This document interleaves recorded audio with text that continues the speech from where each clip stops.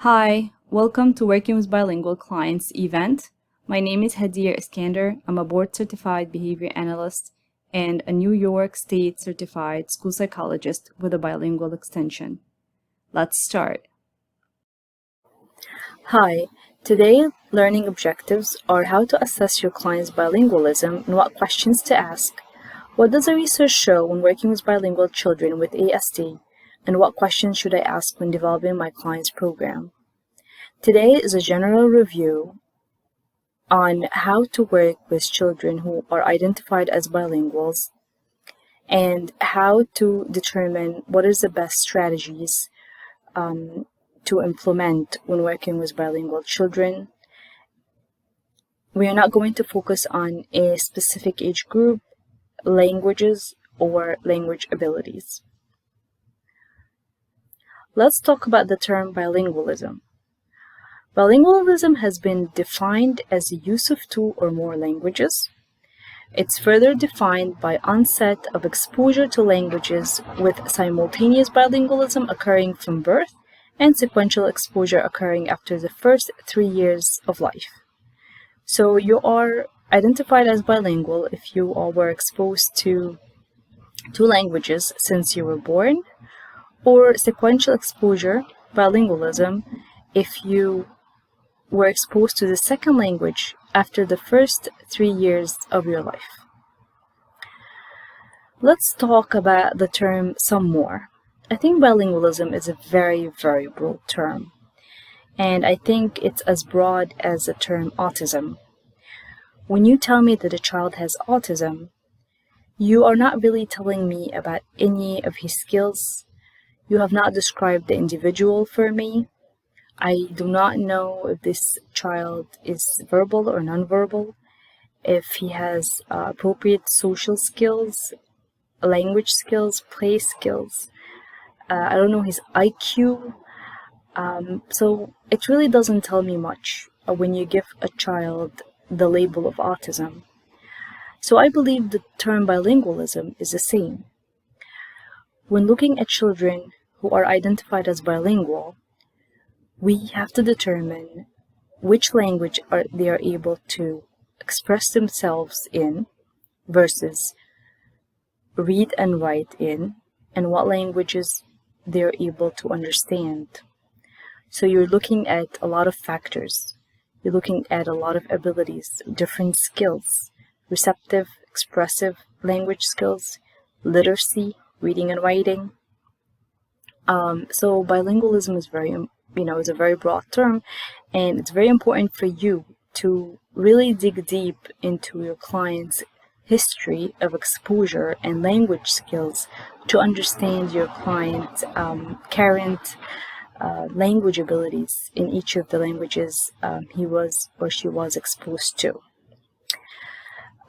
So again, when we have a child or a client who's identified as bilingual, we don't really know much until we ask a lot of questions and maybe do some standardized testing to understand what language this individual is proficient in. So let's talk about factors or the circumstances that bilingualism is usually shaped under. First of all, it's a home language. So you need to know what's going on at home.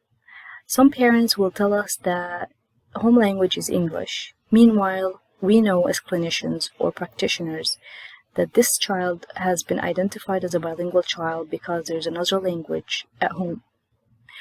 Sometimes parents mention that the home language is English because this child expresses himself in English and also is spoken to in English. However, sometimes these children are also exposed to different languages since they were born.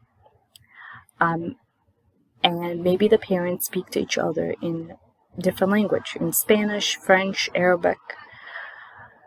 So this exposure really plays a huge role in the child's language abilities or language skills. Even though the child may not be able to express himself in this language, of the home language or the parent's language, he may have some receptive language skills in this heritage language. So it's really important for you to understand what's going on at home, because then you'll figure out or make a hypothesis of what this child or client's receptive versus expressive language abilities are. Also, you need to know the current country main language. Is it the same or different than home language? There are a lot of people who travel to or migrate to new countries, and they keep their heritage language at home while they start to learn the second language from school or from work because they're forced to learn it since they live there at this point. Some people decide to stop talking in their heritage language at home and stick to the new country's main language. Very few families, but there are some people who do that. So you really need to know what's going on at home versus what's going on outside of the home. And try not to assume because people just moved to a new country, they have not been exposed to, English or whatever is the main language of the country you're living in now. And try to understand by asking more questions. The third part or factor you want to also consider is education main language, literacy versus spoken language, so reading, the writing. Some individuals may come from home country with an exposure to some English in their school. They know how to read and write, maybe speak a little bit. Some were never exposed to the English language, and their education was all in their main language.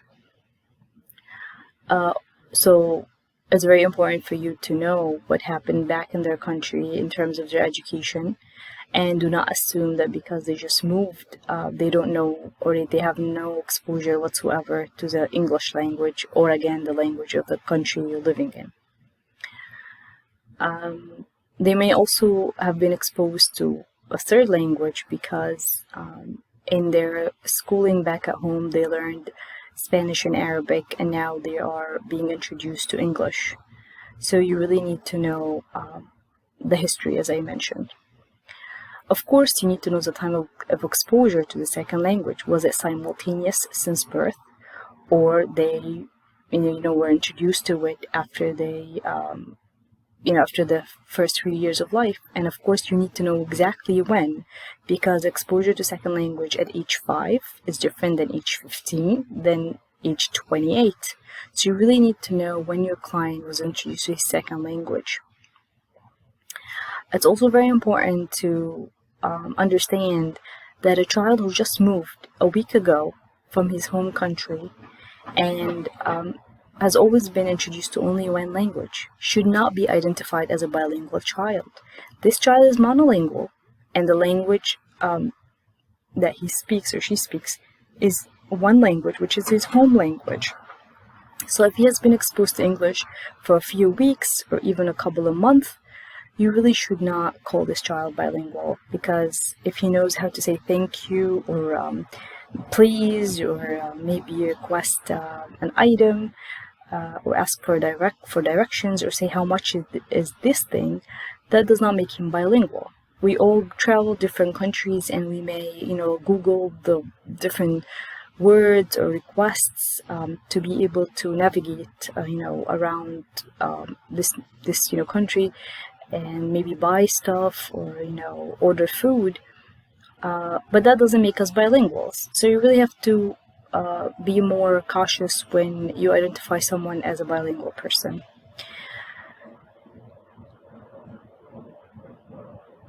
Let's take an example. So this student's home language is the same as his country's spoken language since birth. At age 5, child is introduced to English literacy in school. So he's getting ELA science and math in English, but only the written and the writing and the reading part. So they continue to speak the native language in school. And he's also getting geography, history, and reading classes in his home language. So basically, everything is in his home language except the books of science, ELA, and math. So these subjects he's being taught in English. At age 13, child moves to an English-speaking country. While his home language stayed the same, his schooling started to be all in English. So let's discuss, what do you think the student may struggle with in his new country in terms of language? Of course, this is a hypothesis that you will make based on the information we have about the student. So let's all discuss this. What do you think his struggle will be? Okay, now this same individual is now 28 years old. He's a college graduate, and he continues to live with his parents. What language is he able to speak better, read better, and write better? Let's start with the speak better. So given the circumstances and the situation, what do you think he would be able to speak better in terms, of course, of the language? So let's go again into the chat box and discuss it. Okay, so how do we study our clients? So the first thing that we already covered was exposure history. You have to ask a lot of questions to understand, the language abilities when it comes to bilingualism of your client. You also need to assess your hypothesis. So from all the information you've gathered, you'll make up a hypothesis of, what do I think this individual or child feel more comfortable speaking in, reading in, writing in, what is his expressive and versus receptive language skills. You can also use standardized bilingual assessments if possible. If you are not a bilingual person, you can try to find a translator, an RBT, another BCBA who can help you out, and try to understand what language really is dominant, this child is dominant in.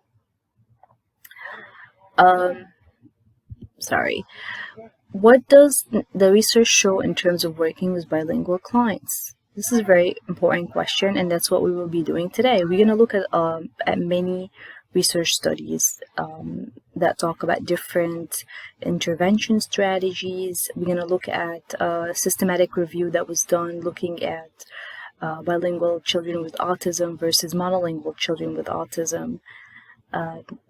So you really need to kind of fit your client in, one of the studies that we will discuss, or maybe just get an overview or an idea of how to handle a bilingual client, and then figure out how to start or where to start.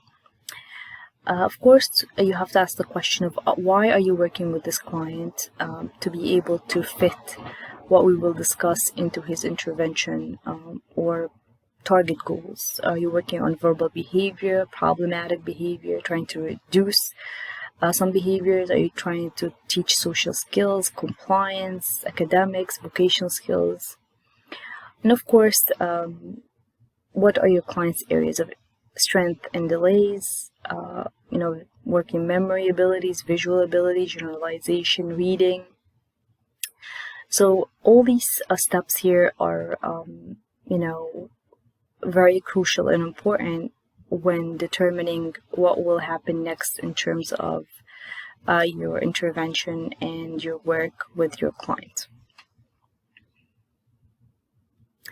So you need to determine the best intervention strategies and target goals based on the above factors. So let's look at some of the research articles here. So basically, so these are all studies that worked or looked at children without applying any interventions or implementing any experimental studies. They were just looking at their abilities, their current abilities. There was only one study where they did some interventions. We'll look at it in a second. I wanted to share this systematic review that was done in 2014 with you because they really looked at different age groups, different language abilities. You'll see how the kids they looked at were different in terms of their communication skills and so forth. They also had different kind of questions, but they all had similar answers or similar findings or conclusions. So I thought that was very interesting because it's a nice overview of bilingual children with ASD. All the kids within these studies were children who were diagnosed with autism. So let's talk about the first study here in 2012. There were 75 students with autism, 30 monolinguals, 45 were bilinguals. There was a mix of simultaneous and sequential exposure. Ages were 36 to 78 months old.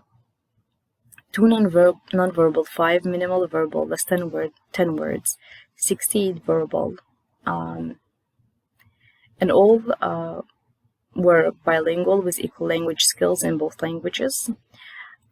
So basically, the assessment or in the intervention, the question they had was parents' reports of social abilities and language levels. They use a lot of questionnaires, surveys that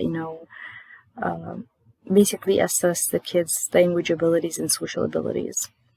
So their finding here was that there was no significant group differences in language level.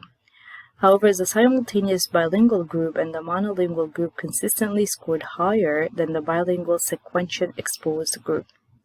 And they concluded that bilingual ASD did not experience additional delays in language development. So, as you could see, bilingual children with ASD did not seem to score less in these instruments than the monolingual children with ASD. Okay. So that was the first finding. I think it's very interesting to note here the language abilities were really, different. There were different skills, and yet all the bilingual ASD did not score less than the monolingual children with ASD. There was one difference, as mentioned, that the simultaneous bilingual children with ASD scored higher than the sequential exposed ones. The second study here, there was 20 children with matched age and nonverbal IQ, and there were 40 monolingual children. They all ranged from 24 to 52 months old, less than 30 words in first language. And here they compared the severity of autism-related communication impairment, age of first words, age of first phrases, receptive language scores, expressive language scores, and functional communication scores.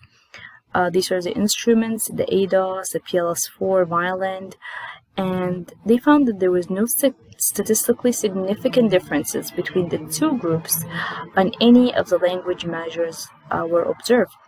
And then they concluded the bilingual environment does not disadvantage children with ASD in early stages of language development. We always have this idea that, this child has autism, he already has language and speech delays and impairments. Why do I have to introduce two languages? Why don't I just stick with one language to make it easier for him? Well, based on this study and many other studies we're going to look at, that's not the case. Children with autism who are exposed to two languages or more do not seem to have more delays than monolingual children with autism. So exposing a child to more than one language does not really hinder his development because he has autism or is diagnosed with autism. And of course, this is not a general rule, but, you'll see how they used here a variety of language skills. They looked at a variety of languages, home languages, and different age groups, and yet they found that bilingualism does not make children with autism more delayed.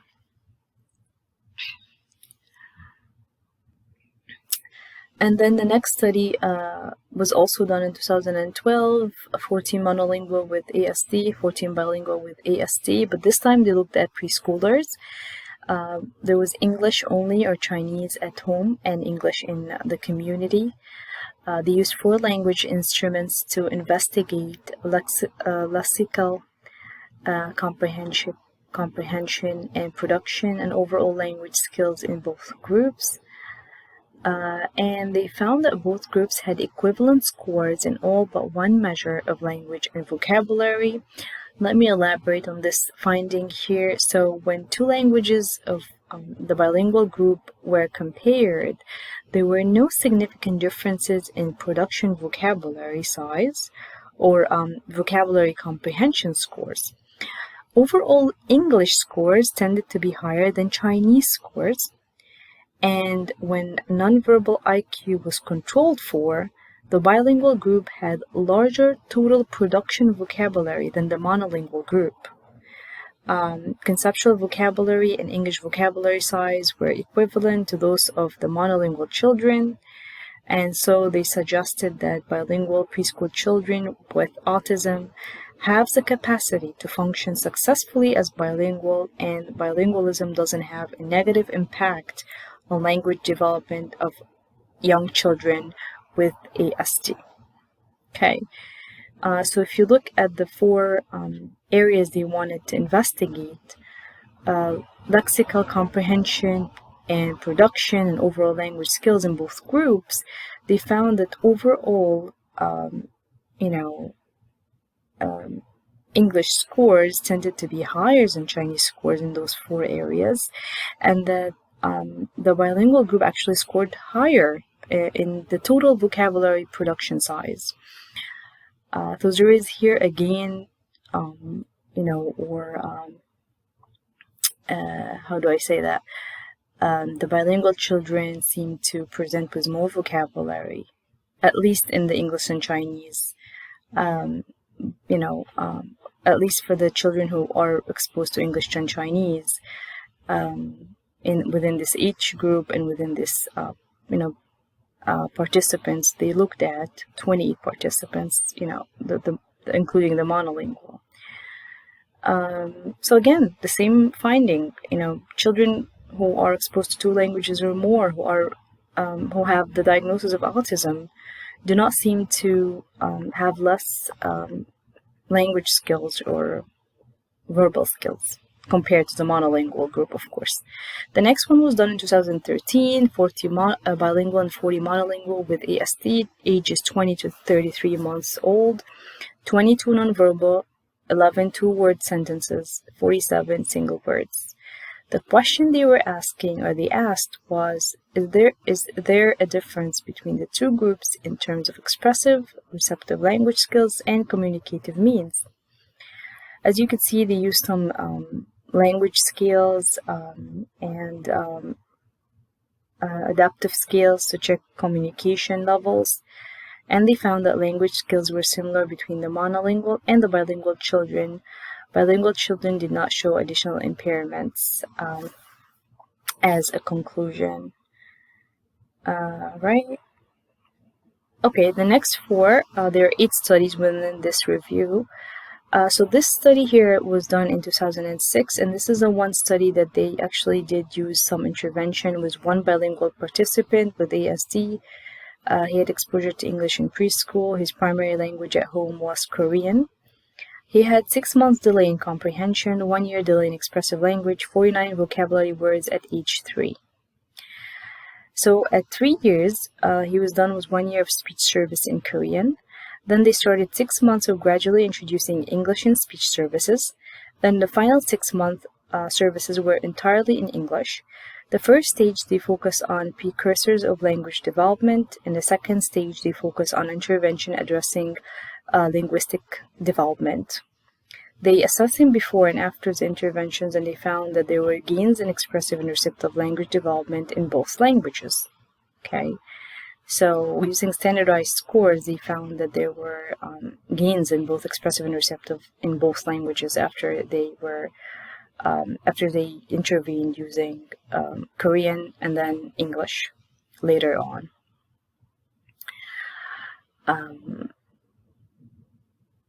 2011, a different study, 3 multilingual with ASD.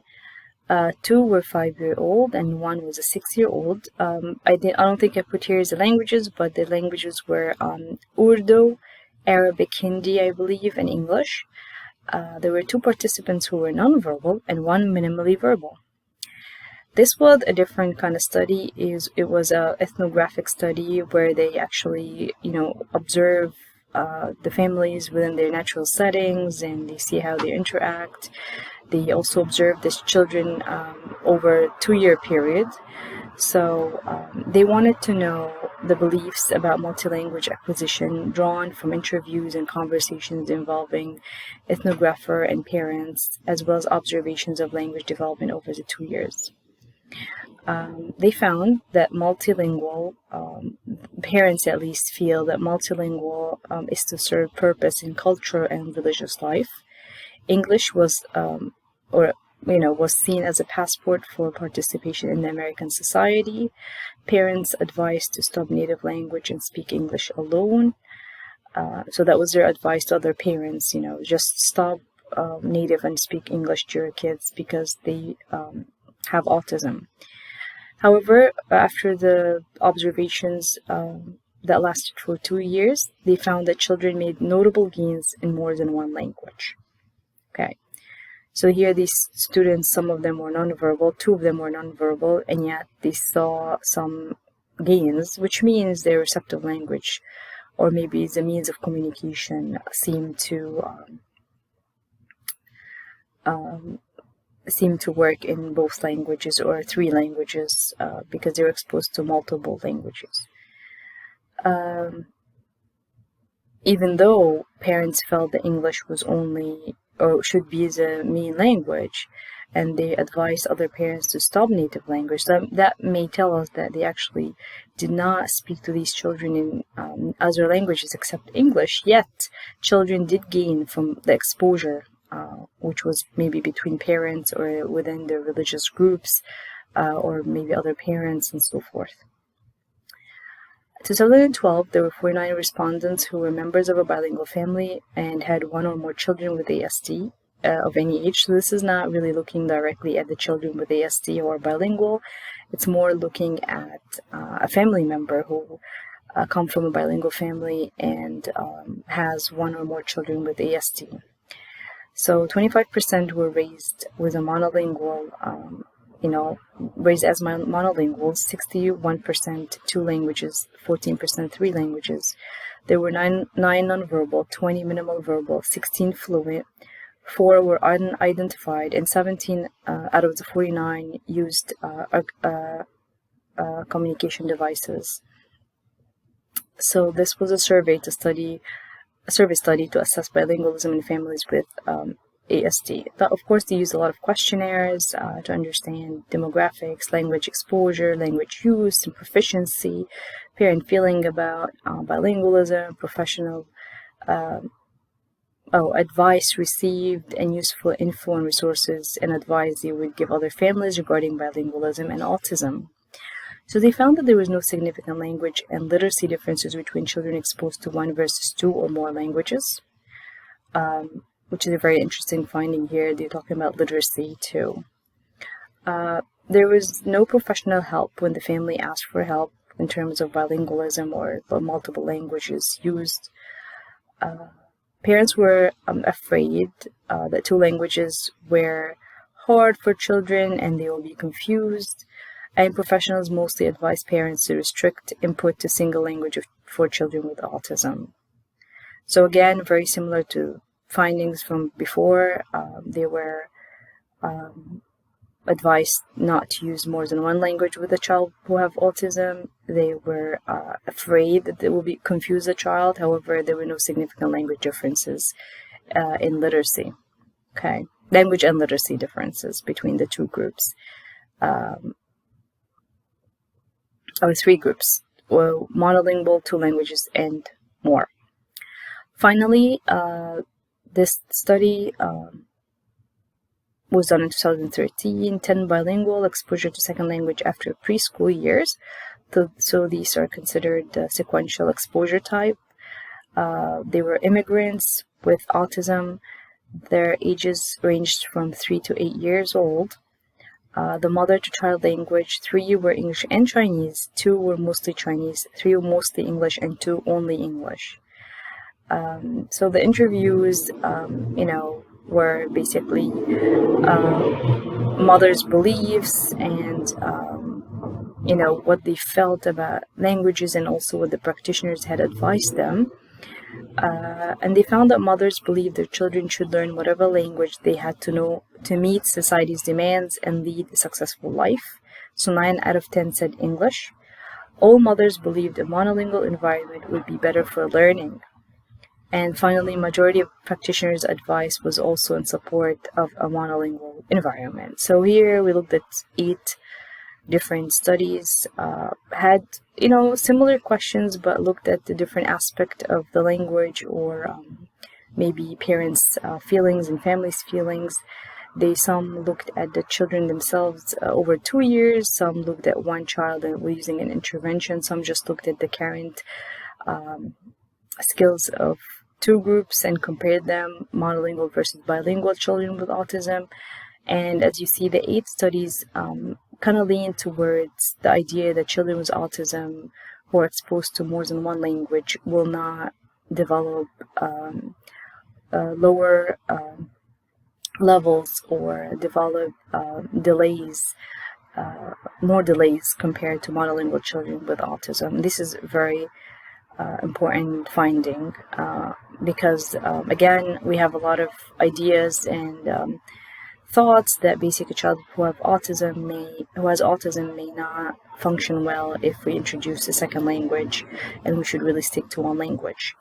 Everyone is different, but again, you have to assess your client skills and history of exposure and assess your intervention strategy. So let's look at these 5 studies here, and these are really important studies, looking at different areas, but again, very encouraging findings when it comes to children who have autism and who are exposed to 2 languages or more. So the first one, they found that 4 out of the 5 bilingual students whose English was a second language with autism preferred heritage language, which was Spanish, when tasks presented were challenging. So they're unfamiliar tasks compared to no language preference when easy tasks, which were the master tasks, were presented. So in this study, it's very interesting to see, even though it seems like they had both expressive and receptive language skills in both English and Spanish, because again, the master tasks did not seem to worry them when they were presented in English. They had no language preference, but when things got harder, they preferred the Spanish, which is a heritage language. So you have to ask yourself, does my client need his home language or heritage language to feel more confident or comfortable when presented with challenging or unfamiliar tasks? It could be a matter of confidence or comfort, not really proficiency. And this is really going to help the child. You'll see a lot of findings like these. It doesn't really explain why, but it does show that they prefer heritage language, or they present with more appropriate behavior or social behavior when reinforcement is provided in their native language, or when the instructions are given in the native language.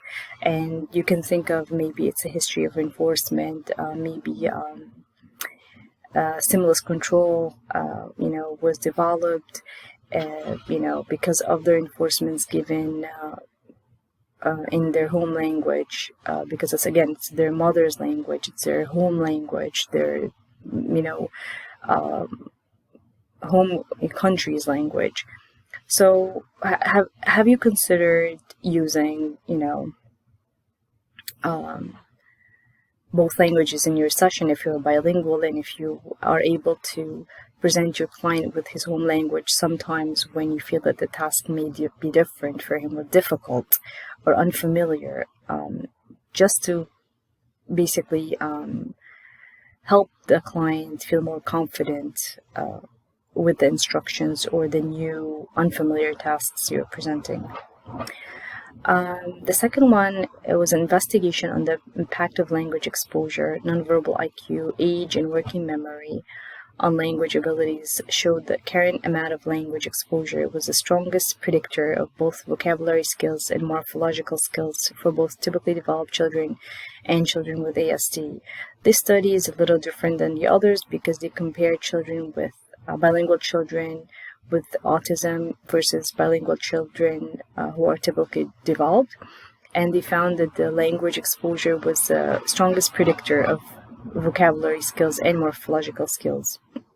So again, the bilingual group with autism did not show less vocabulary skills when compared to the typically developed children who are bilingual. So this is another encouraging study done recently in 2018. Unlike the other ones, they were mainly in 2012, 2011, and it still shows the same or similar findings when it comes to vocabulary skills.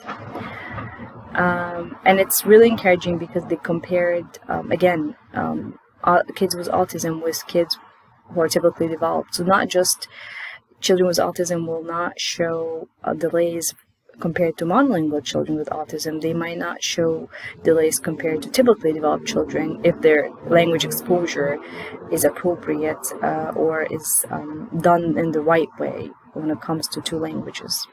Of course, again, depends on the age of, the client and the skills they have, and that's why they looked at nonverbal IQ, age, and working memory, and they were all similar, and then they did their study. The third one, parents of bilingual children with ASD reported stereotyped or repetitive use of language more often than parents of monolingual children with ASD. This is a big study. They use a lot of participants, as you can see, 165 bilinguals, 297 monolinguals, and they found that bilingual children seem to have more repetitive use of language. This finding may not really tell us much about language, because language means you're able to communicate, you're able to request what you need. They talk about repetitive use of language and stereotyped behavior. However, again, it does show us that bilingualism plays some role in children's language ability or verbalization or vocalization. So again, it does not show that children who are bilingual show less vocalization. They show more. And again, depends on the child. What you can do is you can use the vocalization and start to shape it to use it as a way to for the child to communicate as a means of communication. So again, of course, it depends on the client if he's able to. If you're able to use shaping with him and shape his, vocalization or words into a communication method, if you can use functional communication training to be able to help the child who has some repetitive language to be used in demanding or requesting basic needs or items. And if not, if you can, because of the delays, I think the study just basically tells us something happens when a child is exposed to two languages versus only one, okay? And I like that they used a lot of participants here because then it shows a higher validity to their study, because there were, 297 versus 165. It wasn't like 3 or 4 participants that they compared to each other. The next two actually kind of talk about, or they focus on similar ideas. So the first one says response cards results in higher level of responses and higher level of correct academic responding during response cards conditions versus hand raising conditions when used with 6 students with learning disabilities, including those for whom English is a second language. So that was done in a resource room where they compared, response cards versus hand raising, and most children did better when they used the response cards, so more academic responding and more correct academic responding were provided by the children. So that tells us, that if you are, and of course the kids some of them had English as their second language, so that tells us if your client is still new to the country, maybe there's some English exposure but not very strong, and he still continues to learn the new language, and he has a learning disability, as these students were, these students had. You may want to think of helping this student by providing another way to provide answers or responses to you. Maybe you want to use response cards where he can write something, and if he's unable to write, he can draw something. He can point to the right answer if you give him multiple choices written down in front of him, or pictures. So there's a lot of ways to be able to help a child who is not really comfortable yet in a second language that was just introduced, but has good receptive skills and can answer, but in a different way than verbalizing the answers, because again, it could show more responding. Of course, there's a lot of more research that needs to be done in this area, and as you can see, each study talks about different area, and we're still very limited when it comes to bilingualism in the children with autism. But I think these studies have great findings and very encouraging conclusions, especially when it comes to children who have autism and who are exposed to more than one language. We're going to talk about this part more towards the end. When using discrete trial training, more correct responses and fewer challenging behaviors occurred when instruction was delivered in Spanish, which was the home language, compared to English.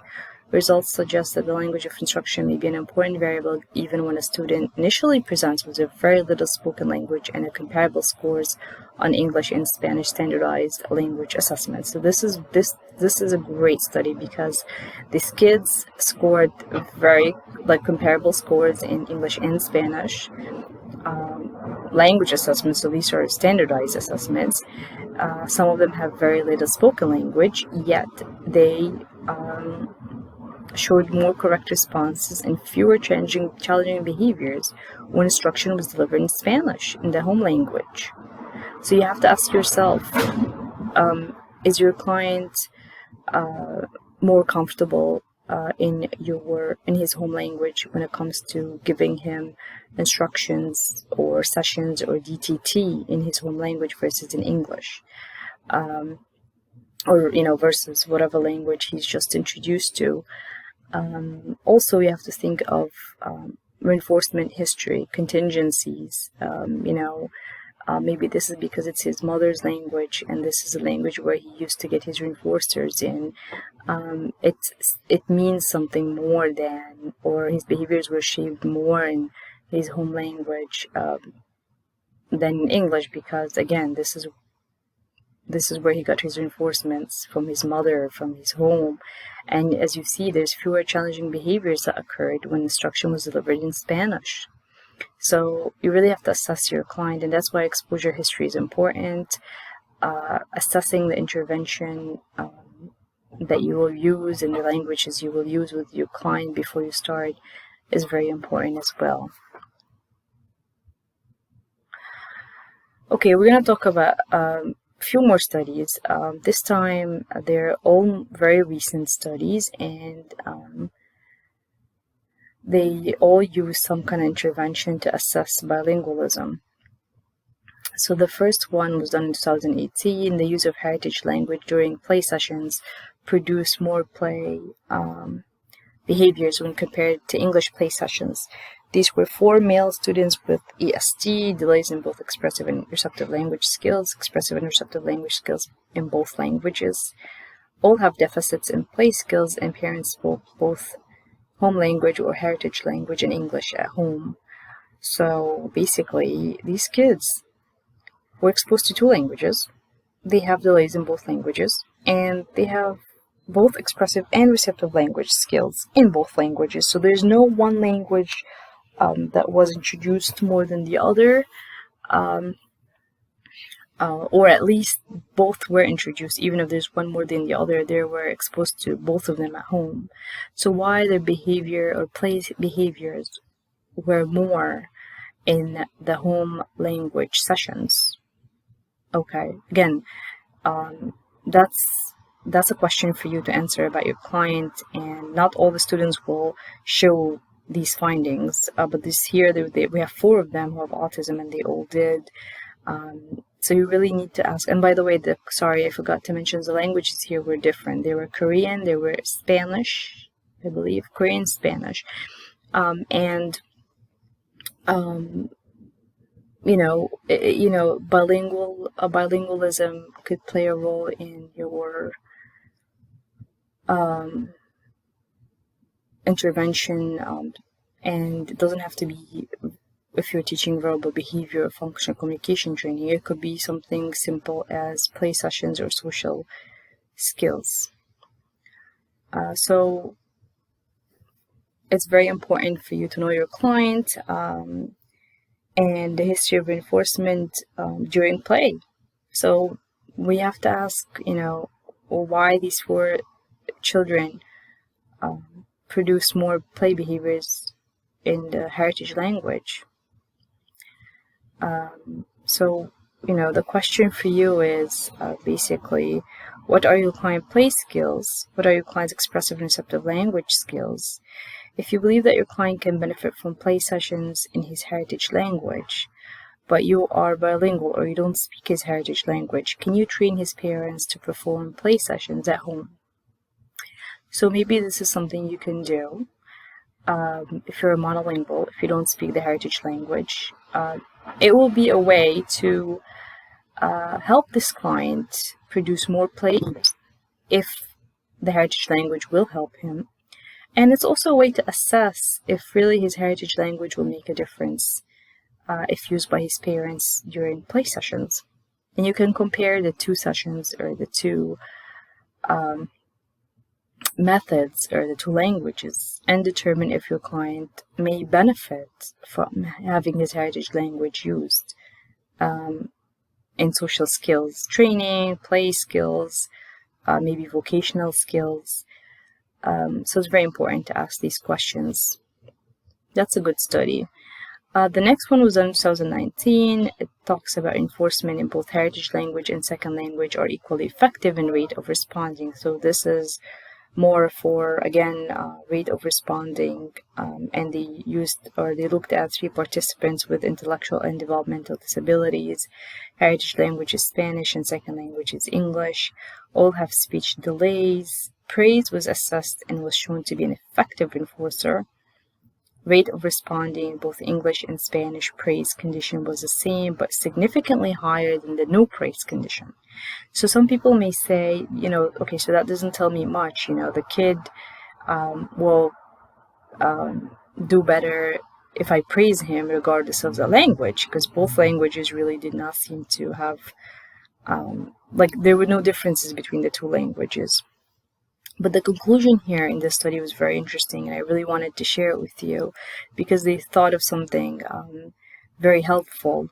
It says, in conclusion, it may differ from one student, of course, or child to another based on history of enforcement contingencies, as we mentioned before. Also, studies suggested that both languages can be used to increase reinforcer variability because identifying reinforcers for children with disabilities may be challenging. So have you considered using a different language, the home language or the client's second language as a reinforcer to add to your enforcer list? Because sometimes it's difficult to find reinforcers when it comes to children who have disabilities.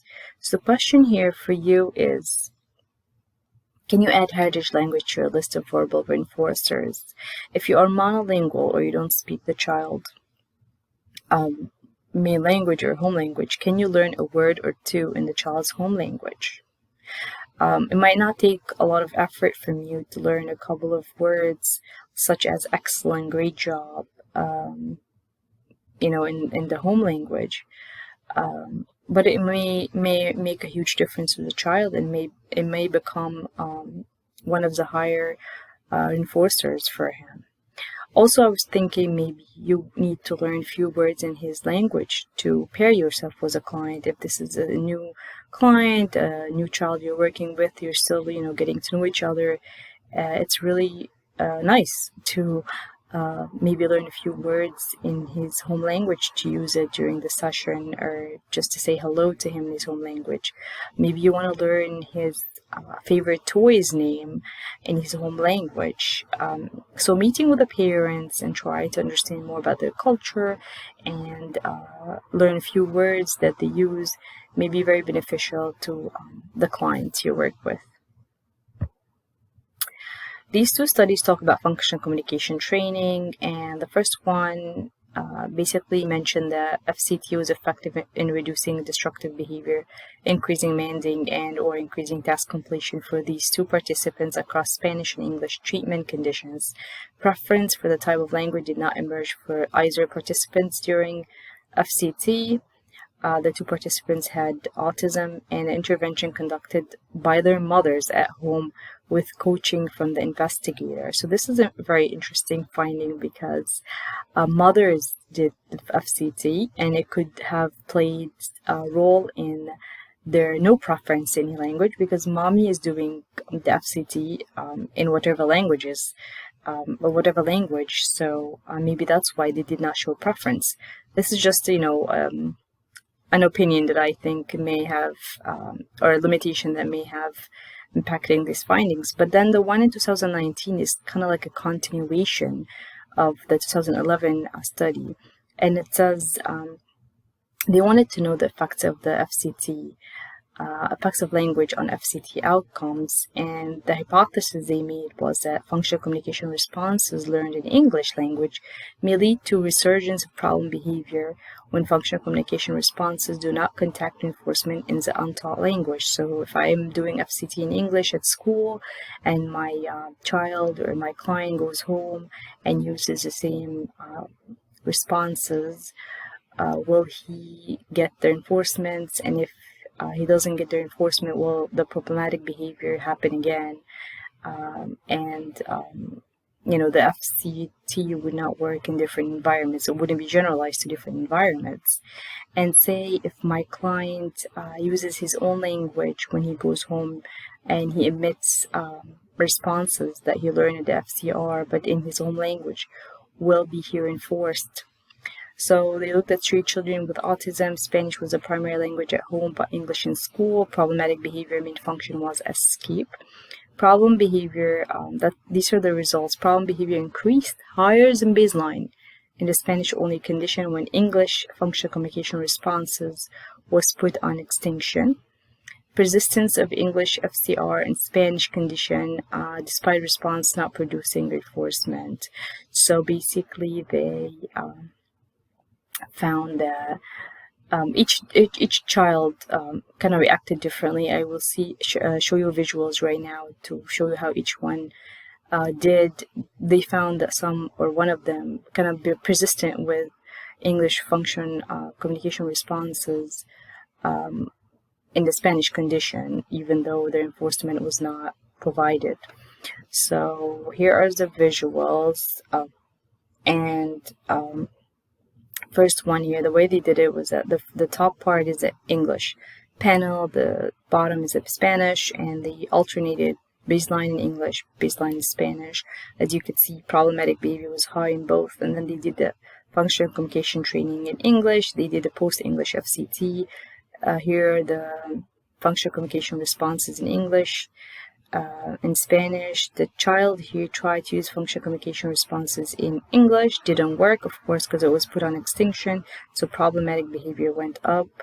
They went back to baseline, and they found that these continued to try English responses. However, it went back to 0 because it's a baseline. There's no treatment here. Spanish, this individual also tried to use some Responses went back to zero. Problematic behavior were high in both conditions, baseline and for English and Spanish. Again, they went to post-English functional communication training, worked well. Problematic behavior went back to zero. Responses went up. Spanish, this Jackie, this child, kind of figured out, not figure out, she stopped using English responses here when Spanish condition was done. Problematic behavior went up because she did not get their enforcement, which was the break, because the function was escape, and they taught them the word end or finish, and when they used it, they got their break. So when they used it here in the Spanish condition, they did not get their break because they were using English responses, or at least for this individual, she used English. Then they did the functional communication training in Spanish, and then when in the Spanish condition, she used the Spanish responses, and she was able to get her breaks. And as you could see, problematic behavior went to zero, and responses in Spanish increased. So this is one kind of client you may have. You have to teach him in both languages for him or her to use both languages. So you have to teach maybe English in school, Spanish at home. Maybe you have to find two BCBAs or two RBTs who can split the sessions, one in English, one in Spanish, because this kind of client will not go home and decide to use the English responses. Decide to use the translation of the English responses into Spanish, knowing that, at home we speak Spanish, and to get what I need to use what I learned, but in Spanish. The second one here, the problematic behavior was not really high here, but there was, some behaviors. Functional communication training happened in English. He used responses in English. He continued to use it in the Spanish, but, it was put on extinction. He really tried, as you could see. But, no enforcement was given. Baseline showed the problematic behavior went very high. And then post-English, he went back to using English responses, and it worked for him. And then when they went back to Spanish, this child did not need Spanish functional communication training. He used Spanish when he went back to Spanish condition. It took him some sessions, as you could see, but he finally used the Spanish he knows to get his break. So this is another type of client. Your client may use what you taught him in English at home, but he will translate it into Spanish, knowing that, my mommy will not give me the break until I ask in Spanish, because that's the home language.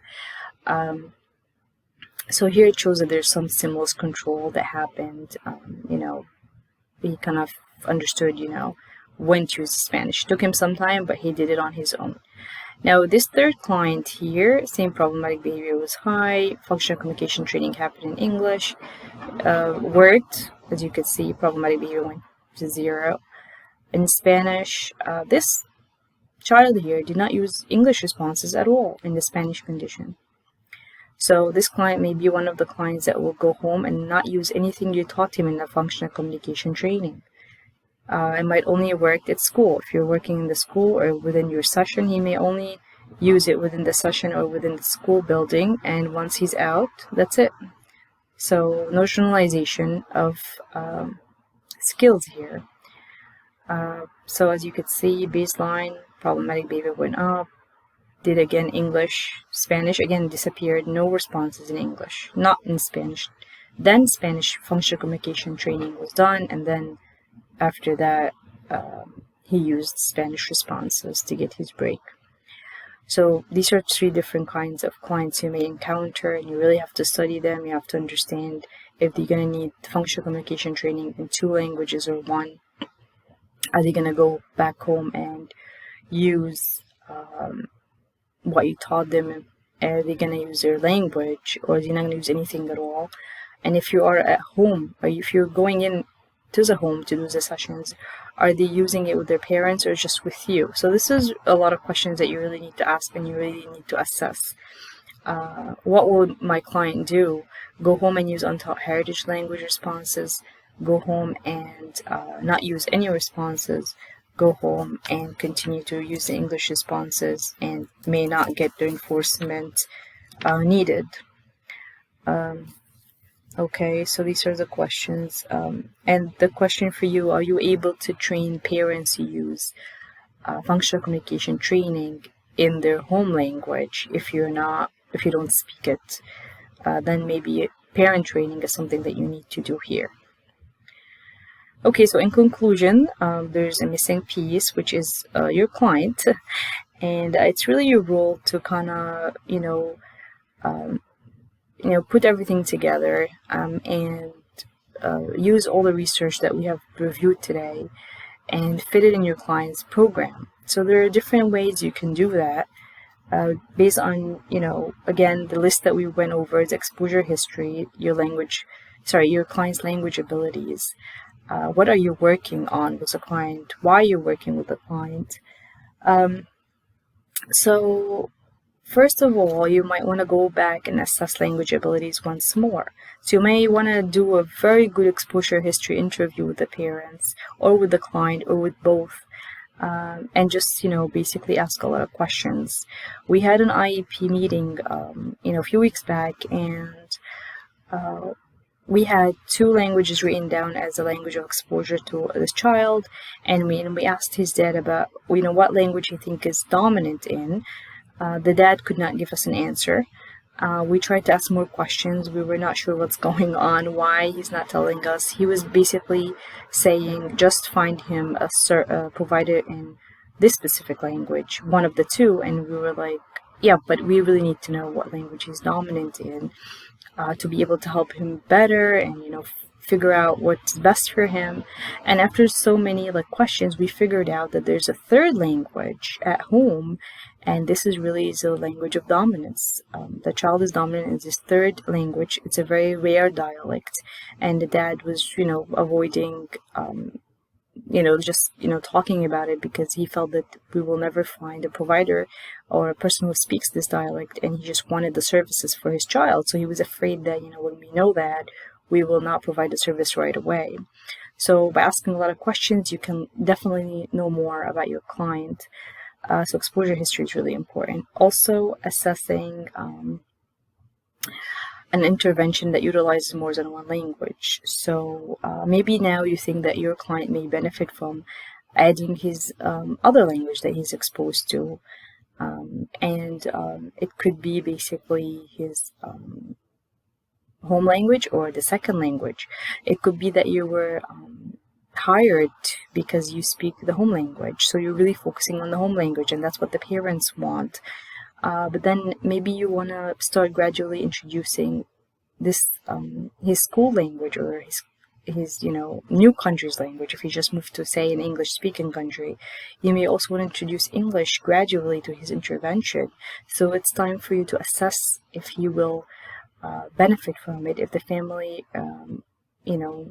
maybe they were misled before, and it's time for you to kind of have a conversation with them about what you want to try and get their consent to see if you could utilize 2 languages for your client. Because again, bilingualism, as we've seen, does not cause more delays in children with autism or learning disabilities.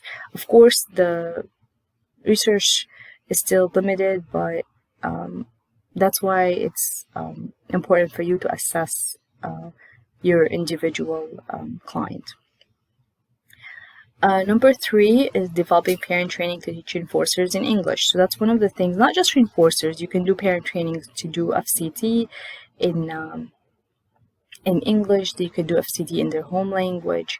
So parent training is very important when it comes to bilingualism, especially if you are monolingual and you're not able to speak the other language the client is exposed to. Now is hopefully parents have some exposure to English or exposure to the language you speak, and they're willing to be trained and then use it with their kid at home using the home language. So then he'll be exposed to the FCT or DTT or whatever your way or vocational skills in both languages and in different environments. So that's important. Meeting parents to learn few words in the home language. So as we mentioned before, you want to maybe go back, use reinforcers in the home language, and if you don't speak it, you can learn few words. Also, to pair yourself with the client, you may want to learn few words. You will know the answers to these questions or what you should do based on the exposure history, because if you have a client who's 15 years old, just moved to an English-speaking country, all his life he's been in his home country, exposed to only one language, maybe for the past year he's been exposed to English. Home language may mean something to this client because of their reinforcement history, contingencies, and his parents' way of reinforcing him. So maybe when you use the home language as a reinforcer for like praise, using praise as a reinforcer, it may make a difference in his skill development. So consider that based on your client's exposure history. Number 5 is adding a second language to your client's program. So this is kind of also important. If you're using just English because parents felt that you should focus in English, this is a school language, this is what they want from now on. Also you may be focusing only in his home language, and that's really a struggle for him, because when he goes to school he cannot communicate, he cannot make friends. Now it's time for you to assess, should I include a second language so he can go to school and make friends? Should I add the second language so he would feel connected to his culture and home life and parents? Interviewing parents on their thoughts about language priorities. This is something you can do. Maybe you've never gotten a chance to speak to them, but what do you think about your sessions? Are they comfortable having you speak or have the intervention done in only one language, or just in English, or just in their home language? What do they feel about it? And you can share with them some of the research studies we discussed today. Finding more resources. This is very important. Time to do sessions in both languages. You need time. Bilingual staff, parents training, research articles to help your client. So these are all resources you can go and look for to help your client. Finally, asking the most important question. Are my clients' carrying target goals socially significant in terms of language? And if not, have you done all what you can do to utilize all possible resources?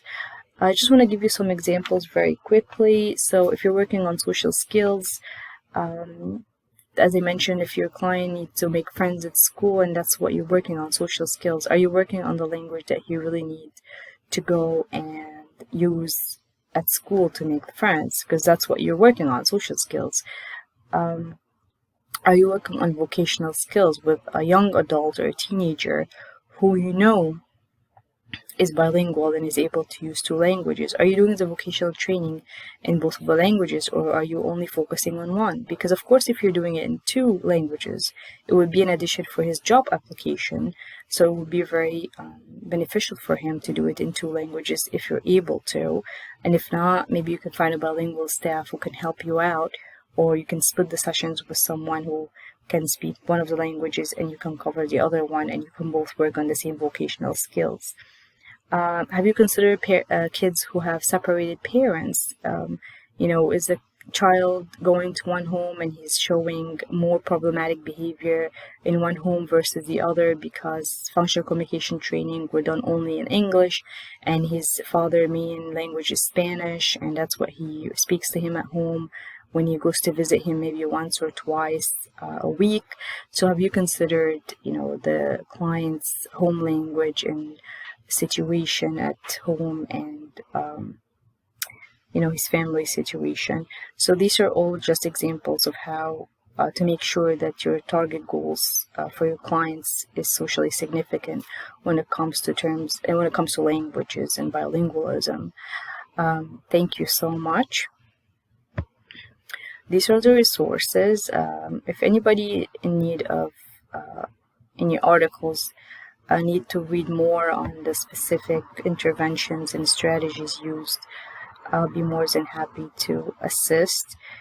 Thank you so much. These are just some resources about my future events. They should be focusing on age groups, specific intervention strategies, specific language abilities, specific type of bilingualism. If to know about the future events, these are 2 Facebook pages, and one of them has a lot of Arabic and English materials. And where I have a YouTube channel, also has a lot of bilingual material. I also trying to do parent trainings and submit it to the channel for anybody to use with the parents. If you have any questions, you can email me at dearab@gmail.com, and you really need to send me back your feedback form to get your certificate if you're interested in continuing education certificate. And if you have any questions about what we discussed today, please send me an email. Thank you so much for your patience.